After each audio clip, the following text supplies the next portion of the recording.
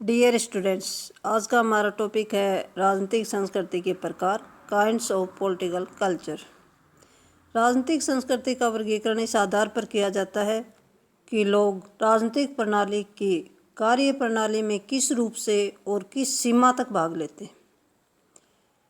या राजनीतिक संस्कृति का वर्गीकरण करने के लिए ये भी देखना जरूरी है कि जो कुछ लोग भाग ले रहे हैं वो कुछ लाभ प्राप्त करने के लिए सरकार में सक्रिय भागीदार बनते हैं या लोगों को सरकार द्वारा निर्णय लेने की जो विधि के प्रति कोई ज्ञान है या नहीं, वे इस कारणवश राजनीतिक शक्ति प्रयुक्त करने में भागीदार बनने की कोई महत्वाकांक्षा रखते हैं या नहीं।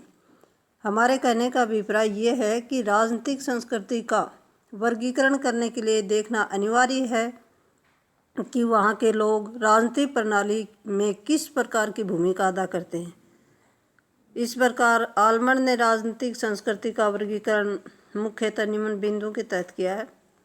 2 बिंदु बताए हैं। नंबर 1 है प्रजा की भूमिका, कि प्रजा की भूमिका क्या है। प्रजा से अभिप्राय उन व्यक्तियों से है जो राजनीतिक प्रणाली से तो संबंधित है तथा राजनीतिक प्रणाली को प्रभावित भी करते हैं, किंतु मांगे पेश करने या उनके निर्णय लेने के कार्य में उनका कोई विशेष भाग नहीं होता है। नंबर 2 है सहभागियों की भूमिका। सहभागियों से अभिप्राय उन व्यक्तियों से है जो निवेश प्रक्रिया अथवा निकासों में भाग लेते हैं, या फिर हम दूसरे शब्दों में कहें कि जो व्यक्ति मांगे पेश करने का कार्य अथवा उससे संबंधित निर्णय लेने का कार्य करता है।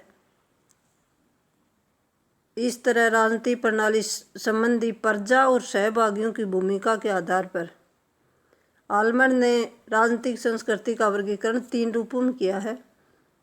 नंबर 1 पॉइंट है संकीर्ण या सीमित राजनीतिक संस्कृति। एक प्रकार से कहें कि राजनीतिक संस्कृति सामान्य परंपरागत समाजों में मिलती है। ऐसे समाज में कार्यों का विशेषकरण और विशेषीकरण नहीं होता है और होता भी है। एक ही व्यक्ति द्वारा सभी कार्य या सभी प्रकार के कार्य किए जाते हैं, जैसे कि धार्मिक, पादरी, अर्थशास्त्री एक ही व्यक्ति होता है। इसके अधीन रहकर सभी प्रजा के व्यक्तियों को इस राजनीतिक प्रणाली का अन्य लोगों को कोई ज्ञान नहीं होता है।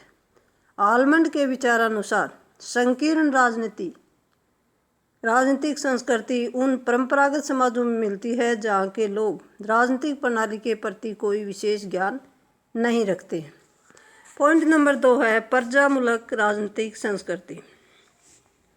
आलमंड का कहना है कि प्रजामूलक राजनीतिक संस्कृति उन समाजों में मिलती है जहाँ के लोगों में राजनीतिक प्रणाली के प्रति कोई विशेष लगन नहीं पाई जाती है और न ही उनमें निवेश प्रक्रिया में कोई विशेष भाग लेने की रुचि दिखाई जाती है, अपितु वे मुख्य रूप से निकासों से ही संबंधित होते हैं और इस तरह की राजनीतिक संस्कृति अधीनस्थ बस्तियों में पाई जाती है।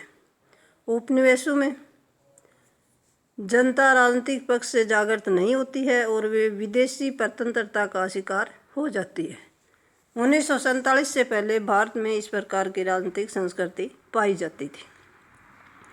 पॉइंट नंबर 3 है सहभागी राजनीतिक संस्कृति। सहभागी राजनीतिक संस्कृति से अभिप्राय ऐसे लोगों की संस्कृति से है जो न केवल राजनीतिक प्रणाली के प्रति पूर्ण ज्ञान रखते हैं, अपितु वे निवेश प्रक्रिया और निकास प्रक्रिया में भी भाग लेते हैं। या दूसरे शब्दों में कहें कि वह सहभागी राजनीतिक संस्कृति उन समाजों में मिलती है जहाँ शासकों और शासितों में कोई विशेष अंतर दिखाई नहीं देता है।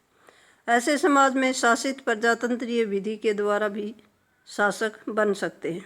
सहभागी राजनीतिक संस्कृति उन समाजों में मिलती है जहाँ के लोग अपने राजनीतिक अधिकारों और कर्तव्यों के प्रति सचेत होते हैं।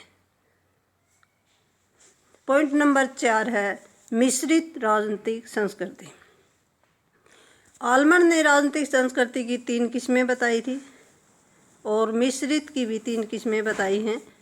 नंबर 1 है संकीर्ण राजनीतिक संस्कृति, 2 है प्रजामूलक राजनीतिक संस्कृति और 3 है सहभागी राजनीतिक संस्कृति। आलमंड ने यह भी कहा कि राजनीतिक संस्कृति मिश्रित स्वरूप की भी हो सकती है। मिश्रित राजनीतिक संस्कृति वह होती है जिसमें दो या दो से अधिक राजनीतिक संस्कृतियों के गुण मिलते हैं, उसे मिश्रित संस्कृति कहा जाता है। Thank you.